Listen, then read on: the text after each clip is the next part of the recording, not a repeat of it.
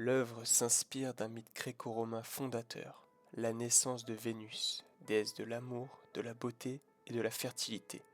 Voici le récit évoqué par le tableau. Premièrement, l'origine divine.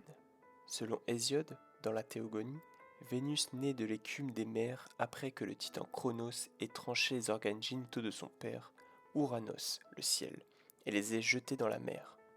Le mélange de sang et d'eau engendre une écume d'où émerge la déesse, déjà adulte et parfaite. Hésiode écrit : Le membre, coupé par l'acier, fut emporté au loin sur la mer, et une blanche écume en sortit. Dedans grandit une jeune fille.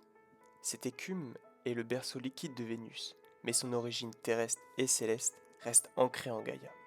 Ensuite, portée par les vents de Zéphyr et les vagues, Vénus aborde sur l'île de Chypre, où les heures l'accueillent pour la vêtir et la couronner.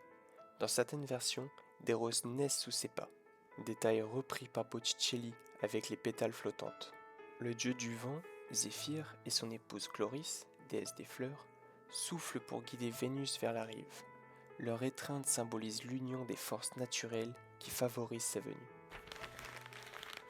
Le peintre adapte ce mythe de la naissance de Vénus en y mêlant des influences humanistes, notamment celles des néoplatonistes.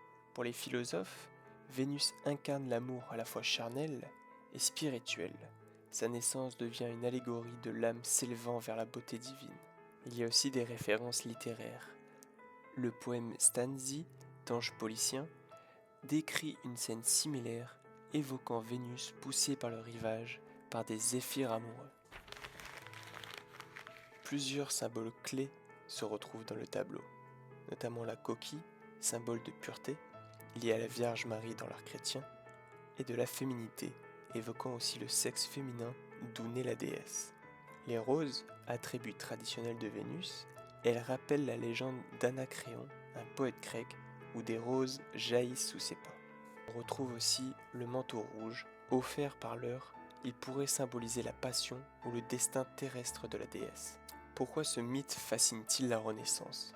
Après des siècles de méfiance chrétienne envers le nu païen, les artistes florentins, comme Botticelli, réhabilitent Vénus comme une figure de l'harmonie universelle.